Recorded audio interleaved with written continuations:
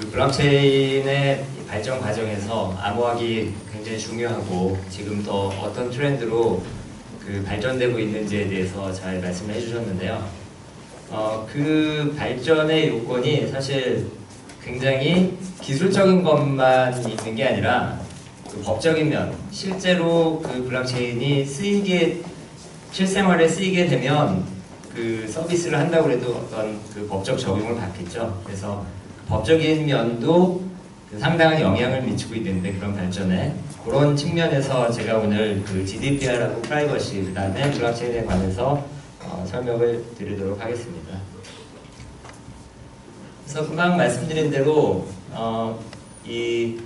GDPR이라는 그 법에 대해서 뭐 금방 설명을 하겠지만 들어보시지 못한 분이 얼마나 되시는지 잘 모르겠는데 들어보신 분은 얼마나 될까요? 네, 사업을 하시는 분들은 뭐 당연히 굉장히 잘 알고 계실 거라고 생각하는데 이게 이제 GDPR 바로 좀 뒤에 슬라이드가 나옵니다. GDPR이 무엇인가? 그러니까 한국말로 하게 되면 개인정보보호법 정도라고 생각하시면 될 텐데 이게 이제 유럽에서 작년에 발효된 개인정보보호법입니다. 근데 이게 유럽에서 발효가 됐어도 모든 그 대상 범위가 유럽뿐이 아니라 EU에 어떤 거주하는 사람들이나 EU에 속하지 않았어도 그쪽 사람들이 액세스를 할 수 있는 비즈니스는 다 포괄하고 있기 때문에 한국에 있는 이 정부 사업자들도 큰 영향을 미치기 때문에 최근 몇 년 동안 한국의 정부 기관에서도 상당히 이 법을 지키는 이런 요건들이나 방법들에 대해서 서포트를 많이 하고 있기 때문에 잘 알고 계시리라고 믿는데 이런 법하고 기술하고 이 법이 만들어질 때 새로운 테크놀로지를 이렇게 특별히 고려해서 법이 만들어지진 않잖아요. 그래서 법은 기술 중립이냐라는 이런 퀘스천을 처음에 해볼 수 있겠는데 법은 기술 중립적으로 만들려고 최대한 노력을 하겠죠. 근데 이제 법에서 고려하는 기술은 현재까지 또는 과거의 기술이지 앞으로 나올 기술들은 아니라는 거죠. 특히 이 GDPR이 만들어질 그런 처음에 이제 발의가 돼서 발의가 된 게 한 2012년 정도 되고 발의돼서 계속 논의가 돼서 작년에 액티베이트까지 될 때까지 블록체인에 관해서는 큰 고려 대상이 아니었습니다. 그 당시 이제 발효가 될 때 이런 이제 디센트럴라이즈된 어떤 시스템이나 어떤 뭐랄까 지금 우리가 얘기하는 토크노믹스 뭐 이런 경제를 가정하지 않았기 때문에 이제 거기서 나온 법이 블록체인하고 굉장히 상충되는 요소들이 많이 있습니다. 그래서 GDPR은 특별히 개인정보의 보호, 그다음에 개인화, 프라이버시 이런 이제 가치를 지향하고 있다면 블록체인은 뭐 잘 아시겠지만 어떤 탈중화나 쉐어드 DB나 그다음에 변조가 불가능한 이뮤터블하고 이모탈한 굉장히 투명한 이런 가치를 지향하고 있어서 두 개가 어떻게 보면 이렇게 겹치는 부분도 있지만 상충되는 부분도 생기기 마련입니다. 그래서 저희가 이제 하고 싶은 질문이 뭐냐면 이 블록체인 기반에서 구현된 다양한 서비스들이 이렇게 작년부터 액티베이트된 개인정보보호법, 강력한 EU의 개인정보보호법의 규제 요건들을 만족할 수 있겠느냐. 그래서 우리가 블록체인 기반의 서비스들이나 다양한 비즈니스 모델을 만들어낼 수 있겠느냐. 실제로 이게 퀘스천이 되겠고요. 결국은 영어로 얘기하면 블록체인 GDPR compliant냐고 물어봤는데 여기 이제 블록체인즈라고 한 거는 블록체인은 이제 단순한 하나의 블록체인뿐이 아니라 지금 연구되고 있는 모든 메인넷들을 다 포괄한다는 얘기죠. 그래서 GDPR이 무엇이냐? 그러면은 간단히 2018년 5월 25일부터 발효된 EU 거주자들의 개인정보 보호를 강화하고 표준화하기 위해 제정된 법이다. 그래서 한 100 몇십 페이지 정도 됩니다. 한번 기회가 되시면 번역본도 있기 때문에 한번 읽어보시면 될 것 같지만 총 그 11장의 챕터와 99조의 아티클, 그 다음에 서문이 한 173항 정도로 이루어져 있습니다. 그래서 이게 이제 무엇을 규제하고 있냐면 이 법을 통해서 그 개인정보의 수집과 저장 및 전송, 사용 등 개인정보를 저장하고 처리하는 방법에 대해서 규제한다. 이렇게 돼 있고, 규제의 목적은 결국 이 법의 목적은 데이터 주체인 개인에게 자신이 데이터에 대한 통제권, 아까 뭐 서버리티를 개인한테 돌려주자, 뭐 이런 게 이제 큰 철학이라고 그 전에 말씀하셨는데, 그 데이터에 대한 권리와 통제권을 주기 위한, 이게 이제 큰 그 목적이라고 볼 수 있습니다. 프린시플이라고. 그래서 뭐 컨트롤하고 데이터를 액세스하고 이제 그 과정에 트랜스페런트하고 뭐 이동할 수 있고 뭐 그 과정을 다 동의를 해야지 그런 부분이 이루어지고 자기 정보를 저장하는 걸 최소화시키고 뭐 이런 이제 원칙들이 이 안에 다 포함되어 있습니다. 그러면 이제 여기서 말하는 개인정보란 무엇이냐? 그 정의를 보게 되면 그 식별되었거나 또는 식별 가능한 자연인과 관련된 모든 정보. 그래서 개인이 누구라는 걸 알 수 있는 그런 아이덴티티한 그 식별되었거나 식별 가능한. 근데 이제 여기서 식별 가능하단 말이 그냥 직접적으로 식별 가능한 게 아니라 간접적으로도 저 사람이 누군지 여러 데이터로부터 추론해서 그 사람이 누군지 알 수 있으면 그런 데이터도 다 개인 정보다 라는 거죠. 그래서 그런 이제 식별 가능한 자연인과 그 간접적인 정보는 무엇이냐? 뭐 신체적, 생리적, 유전적, 정신적, 경제적, 문화적, 사회적, 그러니까 뭐 성적 정체성까지 다 포함해서 그 사람에 대해서 어떻게 아이덴티파이를 할 수 있으면 그런 데이터는 전부 다 개인 정보 데이터, 그러니까 개인 정보, 퍼스널 데이터라고 부르자라고 한 거죠, 정의를. 그래서 우리 이제 신상 정보라든지 뭐 IP 주소, 위치, 뭐 어떤 쿠키 데이터, 또 뭐 건강 정보, 유정 정보, 인정 정보 뭐 다 이게 개인 정보라고, 이 GDPR의 대상이 되는 개인 정보라고 할 수 있습니다. 그러면 GDPR은 딱 그 개인 정보를 어떻게 다루고 어떻게 보호하고 어떻게 옮기고 그런 이제 모든 프로세스에 대해서 그 원칙과 규제 방향을 기술해 둔 법인데, 개인정보가 아니면 당연히 이 GDPR에 적용을 받지 않습니다. 그러면 그 개인정보를 익명화했을 때도 GDPR에 적용을 받느냐?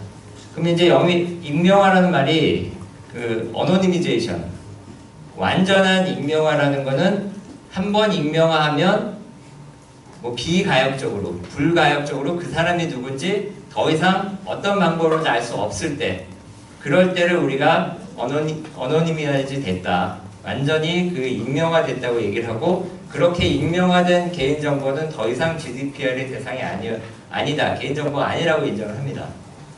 근데 단지 그 이제 슈더니미제이션, 그러니까 여기 보면 개인정보와 정보 주체의 연결을 없앤다 라고 한 거죠. 그러니까 뭐 주소를 좀 없앤다든지 이름을 없앤다든지 식별을 그 사람이라고 딱 식별할 수 없는 그런 상태로 만들었지만, 다른 데이터들하고 결합을 하면 그 사람이 누군지 알 수 있을 때는 이거는 이제 그냥 비식별화 과정을 거쳤다고 얘기를 하고, 그거는 GDPR 상에서의 개인정보가 됩니다. 그렇다고 하면 이 우리가 쓰고 있는 해싱, 그러니까 해싱이나 이거 원방향이죠. 어떤 암호화는 이 GDPR에서 보는 익명화로 간주할 수 있겠느냐? 그 대답은 노입니다. 그래서 해시된 데이터나 인크립트된 어떤 암호화된 데이터는 이거는 이제 비식별화된 거지 완전히 익명화돼서 개인정보로 취급되지 않을 그런 정보가 아니라는 거죠. 자, 그러면 이제 간단히 GDPR에 대해서 조금 더 얘기를 하고, 이 GDPR을 블록체인에서 구현하는 거, 또는 블록체인이 추구하는 바와 어떤 컨플릭션이 있고 어떻게 문제를 해결해야 될까, 그 부분에 대해서는 이제 조금 뒤에 말씀드리도록 하겠습니다. 그 GDPR을 읽다 보면 몇 가지 정의가 나오기 때문에 그냥 간단히 정리를 해본 건데, 그 세 가지 메인 엔티티가 있습니다. 데이터 서브젝트, 데이터 컨트롤러, 데이터 프로세서라고 부르는데, 이 세 주체는 뭐냐면, 데이터 서브젝트는 그 데이터의 주인이죠. 그리고 데이터 컨트롤러는 그 개인정보의 처리 목적 및 수단을 단독 또는 제3자 공동으로 결정하는 자연인, 법인, 이렇게 되어 있는데, 그냥 쉽게 그 개인을 대상으로 어떤 서비스를 하는 사업자라고 생각하시면 됩니다. 데이터 컨트롤러고, 데이터 프로세서는 그 데이터 컨트롤러를 대신해서 직접 데이터를 프로세싱하는 어떤 제3의 서비스 회사들, 그죠? 무슨 마이크로소프트나 어떤 우리가 그 데이터를 프로세싱하기 위한 그 어떤 소프트웨어를 쓴다면 그 소프트웨어 사업자들이 이 프로세서가 되는 거죠. 이거는 여러 그 프로세서가 있을 수가 있는 거죠. 그래서 쫙 보시면 이 데이터 서브젝트들의 권리, 데이터 컨트롤러와 데이터 프로세서들의 각종 의무, 이런 것들을 잘 체계화해서 정리해 놓은 게 이 GDPR이라고 보시면 될 거고, 그 다음에 보시면은 그 데이터 프로텍션 바이 디자인 앤 바이 디폴트, 이런 말이 이제 계속해서 나올 텐데, 이것도 기능 제공을 위해서 어떤 그 서비스를 위한 서비스의 기능 제공을 위해서 개인정보를 수집하는 범위를 최소화해서 설계를 해야 되고, 그 솔루션 설계 단계부터 그 개인정보 측면을 고려해서 디자인해서 개발을 해야 된다는 그런 원칙, 이거를 반드시 지켜야 된다는 게 데이터 프로텍션 바이 디자인 앤 바이 디폴트입니다. 그 다음에는 DPO를 둬야 된다는 거, 데이터 프로파일링이라는 그 자동화된 개인정보 처리를 정의해서 그럴 때는 어떤 그 권리와 의무가 있다, 이런 것들을 다 규정해 놨기 때문에 여기 나온 용어들은 읽어보시면은 굉장히 자주 등장하는 용어들이고, 이 용어들을 이해를 하시면 솔루션 회사에서 이렇게 준비를 해야 된다 라는 거를 이제 바로 이해를 하실 수 있겠죠. 그래서 처음부터 프라이버시 바이 디폴트와 디자인에 의해서 설계를 해야 되고, 그 다음에 데이터 영향 평가도 해야 됩니다. 그건 문제에 따라 좀 틀릴 텐데, 영향도 평가도 해야 되고, 프로파일링이 있다면은 사전 협의도 해야 되고, 이런 등등을 서비스 회사는 준비를 해야 됩니다. 자, 지금 부분이 굉장히 또 중요한 GDPR의 요건인데, 자, 아까 데이터 서브젝트, 또 그 데이터의 개인 오너죠. 오너는 상당한 데이터에 관한 주권과 권리를 가지고 있죠. 그거를 쫙 리스트를 해보면 크게 저렇게 8개로 나눠볼 수가 있습니다. 그래서 기존에 가지고 있던 권리보다 더 강화된 권리, 더 확장된 권리를 GDPR에서 보장하라고 요구하고 있습니다. 근데 이제 여기서 보시면은 이런 권리를 다 보장해 줘야 되는데, 우리 블록체인 베이스로 어떤 서비스를 만들면 이런 걸 진짜 아무런 문제 없이 기술적으로 다 구현을 해줄 수 있겠느냐, 보장을 해줄 수 있겠느냐 라는 퀘스천이 생기죠. 그래서 보시면은 특히 이 두 번째, 세 번째, 네 번째, 자, 블록체인의 가장 큰 장점이라는 것은 데이터가 쉐어드 되면서 어떤 누구도 변조할 수 없고 또 거기에 항상 있는 거죠. 불멸해. 근데 그러면서 쉐어를 하기 때문에 액세서블 한 거고, 여러 사람들이. 그런데 이제 이 정보 주체의 권리에서 보면 내 개인정보를 정정할 수도 있어야 되고, 내가 요구하면 바꿀 수 있어야 되죠. 틀렸어 이거, 그럼 바꿀 수 있어야 되죠. 그 다음에 나는 이제 너희 서비스 안 쓰고 딴 데로 갈 거야. 내 거 다 삭제해줘. 삭제를 요구할 수 있는 권리가 있는 거죠. 근데 그 삭제가 그냥 단지 내 데이터만 삭제하는 게 아니라 내 개인 데이터랑 연관된 모든 다른 데이터도 같이 다 삭제해야 됩니다. 그래서 그런 이제 잊혀질 권리에 대해서 그 요구를 하고 있는 거고요. 뭐 뒤에 보시면 뭐 정보의 이동권, 뭐 내가 원하는 서비스 쪽으로 내 개인 정보를 다 옮겨달라든지. 그래서 이러한 그 여러 가지 정보 주체의 권리를 어떻게 임플리멘트 할 수 있느냐, 이제 이런 게 당연히 이슈가 되겠죠.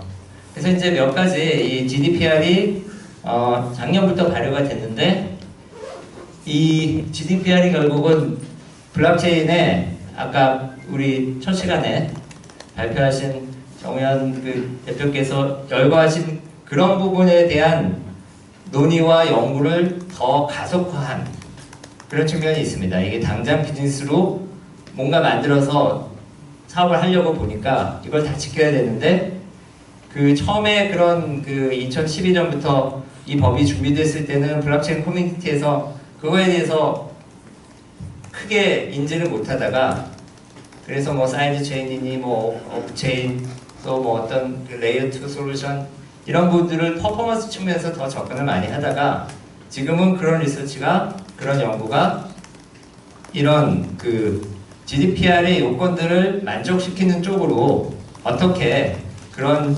테크놀로지가 쓰일 수 있느냐, 이런 방법으로 더 확장이 되고 또 영향을 미치고 가속시키는 그런 과정이라고 보시면 되겠습니다. 그래서 이제 몇 가지 이슈를 말씀드린다면, 법적 주체 문제가 있겠습니다. GDPR이 처음 만들어졌을 때는 이 디센트럴라이즈된, 탈중화된 어떤 환경을 전혀 생각하지 않았어요. 그런 비즈니스 모델이고 뭐 그런 게 나올 거라는 거.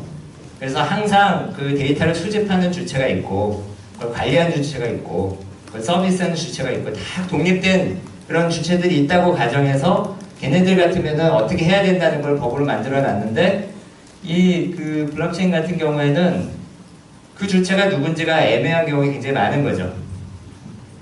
그래서 예를 들면 그 노드도 있고, 그 이제 마이너죠, 마이너도 있고,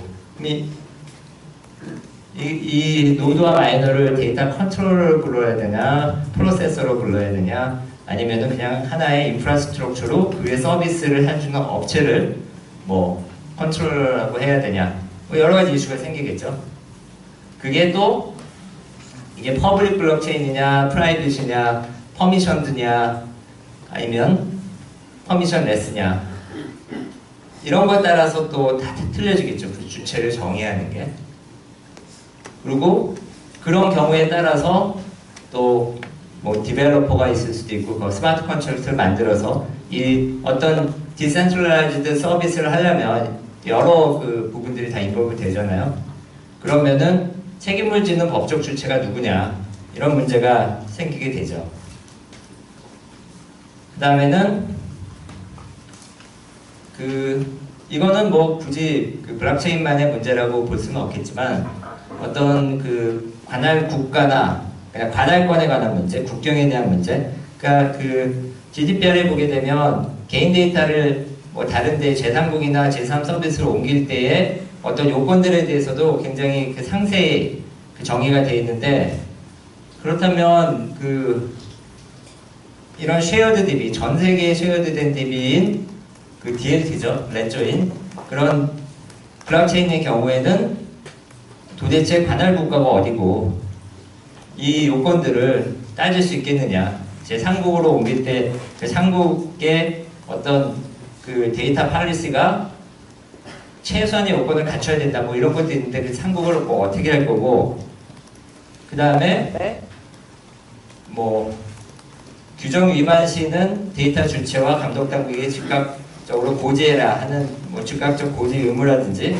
이런 게 다 있는데, 그 뭐 누구한테 누가 고지를 해야 되는지 다 되게 블록체인을 딱 놓고 거기에 적용되는 어떤 비즈니스를 놓고 이 법을 과연 잘 따르고 있냐, 그 컴플라이언스를 수행해보려니까 이슈가 굉장히 많은 거죠. 또 아까 그 말씀드렸듯이 그 개인정보 주체의 권리들, 그래서 이 블록체인은 이 권리들의 행사를 기술적으로 법적으로 다 보장할 수 있느냐, 이런 문제가 당연히 있고, 거기 중에서 특히 잊혀질 권리, 아까 얘기했던. 근데 뭐 GDPR 내에서도 그 법적인 정의가 잊혀진다는 것, 데이터를 일레이즈한다는 거에 정의가 없습니다, 사실. 그래서 이게 좀 모호한 측면이 있어요. 그리고 뭐 정보 열람권, 그다음에 스마트 컨트랙트 같은 경우 아까 이제 그 프로파일링에 대해서 말씀을 드렸는데, 본인에게 중대한 영향을 미치는 사항에 대해서 어떤 자동화된 처리에 근거해가지고 결정이 된다면 그 적용을 받지 않을 권리가 있고, 그 알고리즘이 뭔지 요구할 권리가 있고, 그 거부권도 가지고 있고, 뭐 열람권, 그 다음에 나는 이거 안 할, 이 자동화된 이런 프로파일링을 서비스를 안 받을 테니까 어떤 휴먼이 직접 나에 대해서 판단해 달라고 요구할 권리도 있고, 이런 권리들이 다 있습니다. 근데 이거를 스마트 컨트랙트로 다 만들어가지고 구현을 하는 서비스라고 했을 때 그거를 다 익셉션을 만들어 둘 수가 없잖아요. 이제 그런 그 부분도 GDPR하고 그 블록체인하고 어떤 상충되는 이슈라고 볼 수 있겠습니다. 그리고 또 어떤 데이터의 어노니미제이션, 아까 말씀드렸던 해싱이나 암호화로는 이거는 비식별화 정도지 완전히 그 어노니마이즈 돼가지고 개인정보가 아닌 게 아니니까, 이게 온체인에 쓰이게 되면은 전부 다 개인정보로 취급이 돼서 블록체인이 GDPR의 딱 대상이 되는 겁니다. 특히 그 퍼블릭키 같은 경우 이걸 뭐 해시화 해가지고 해싱해서 온체인에 써놓는다고 하더라도 이거는 이제 개인정보로 간주된다는 거죠. 이 얘기는 아까 했으니까 뭐 넘어가기로 하고요. 그러면 이런 이슈들에 대해서 어떤 솔루션들이 논의되고 있는지, 그 접근 방법이 무엇인지, 그거에 대해서 그냥 간단히 좀 몇 가지 접근 방법을 설명을 드리도록 하겠습니다. 그래서 이제 제일 블록체인이 하고 가장 큰 상충점이 잊혀질 권리라고 생각을 하는데, 블록체인이 장점이었으니까 이모탈리티나 뭐 이문함계, 이거를 어떻게 구현할 거냐. 그러면은 이제 첫 번째 방법은 모든 개인정보는 다 오프체인에 쓰는 거죠. 온체인에 쓰면 이제 다시 바꿀 수 없으니까. 대신에 이제 온체인에는 그 데이터에 대한 레퍼런스 데이터하고, 처음에는 레퍼런스 그 포인터 정도만 계속 그 메타데이터들만 올려놓으면 되지 않겠느냐 생각을 했다가, 블록체인의 장점을 살리기 위해서는 그걸 액세스하는 모든 그 기록을 블록체인에 또 다 기록을 하는 게 좋겠다. 그래서 그런 식으로 그 기록을 해서 어떤 온체인의 장점도 좀 살리면서 오프체인의 모든 개인정보를 기록하겠다.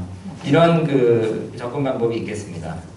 그래서 이런 접근 방법을 쓰는 게 이제 그 서블린이라고 그 DID를 하고 있는 회사인데, 그쪽에서는 이런 방식으로 우리는 GDPR의 컴플라이언스를 충분히 따랐다라고 주장을 하면서 구현을 이런 방식으로 하고 있습니다. 근데 이제 여기도 뭐 이슈가 좀 있죠.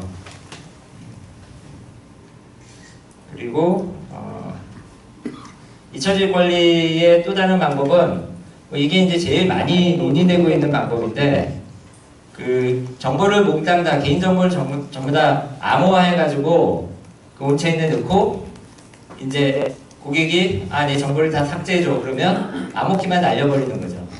그러면은 이제 누구든 그 액세스를 그 온체인이어도 못하니까 이건 삭제된 걸로 보자 라는 요청을 블록체인 쪽에서 그 GDPR 그 쪽에 이것도 인정해 달라고 계속 요구하면서 지금 얘기를 하고 있는 게 이제 이런 어프로치입니다. 그래서 근데 이것도 이제 진짜 그 일레이즈 된 거냐 아니면 그냥 액세스를 못하게 한 정도냐.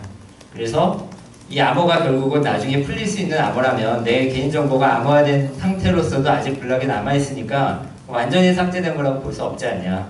그리고 이게 암호화가 정말 풀 수 없을 정도로 강력하냐. 뭐 이런 게 이제 다 같이 딸려져 있는 이슈가 되겠죠. 요즘 이제 그 퀀텀 컴퓨팅 같은 걸로 풀 수 있는 암호가 있고 뭐 풀 수 없는 암호가 있고 뭐 그렇다고 하는데 그 다음에 또 다른 이제 솔루션 어프로치는 뭐 아까 그 전 시간에 말씀하셨고 이 뒤로 계속 얘기될 주요 토픽이 될 텐데 이 두 가지 어프로치가 그 암호학의 어떤 이런 기법들을 사용해가지고 그 앞에 이 GDPR에 상충되는 그런 이슈들을 해결해 보겠다는 그런 접근입니다. 특히 이제 GKP하고 뭐 MCP나 그 호모몰픽한 FH를 잘못 썼네요. 호모몰픽 인크립션이 뭐 풀도 있고 파셜리도 있고 그런데 그런 방법들을 사용해가지고 그 문제를 좀 해결하는 어프로치가 있고 또 한 가지는 그 시큐어 컴퓨팅. 그러니까 결국은 민감한 정보를 다 오프체인으로 빼고 거기서 계산하고 그거를 이제 온체인하고 연계하는 그런 그 어프로치들이 지금까지 연구가 많이 되어 왔잖아요. 그럴 때 오프체인에 그 굉장히 민감한 개인정보를 빼가지고 온체인하고 이제 교류를 하면서 이런 문제들을 해결해 보자. 이제 그렇게 그 오프체인과 온체인으로 나누면서 생기는 문제들이 뭐 아까 어떤 방식으로 해결하는지에 대해서 여러 가지 그 접근 방법을 얘기를 하셨지만 그 분야를 이제 프라이버시 프리저빙 시큐어 컴퓨팅이라고 부르거든요.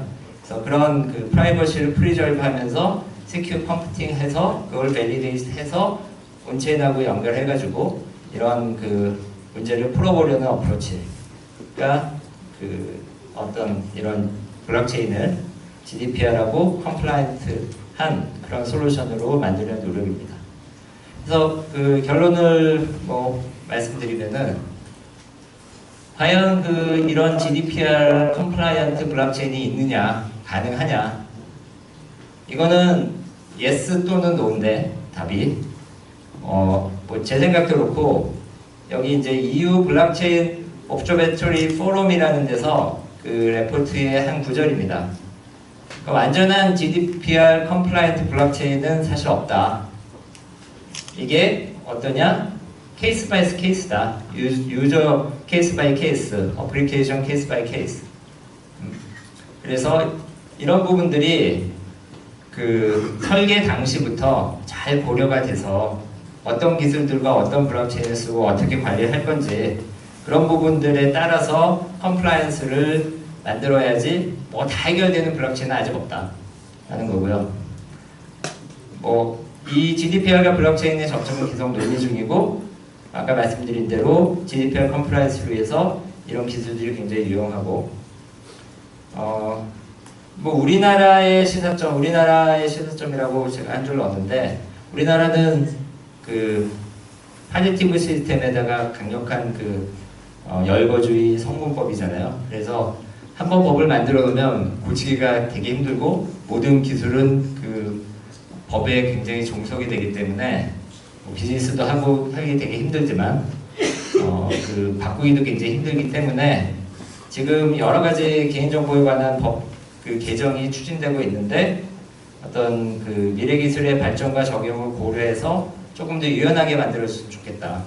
법도 이 체계가 있잖아요. 하이라키가 있고 상위법이 있고 하위법이 있고 그러면은 너무 세세하게 규정하는 거 하위법에서 너무 세세하게 규정하면 이거는 법을 바꾸는 거하고 시행령을 바꾸는 거하고 엄청난 차이거든요.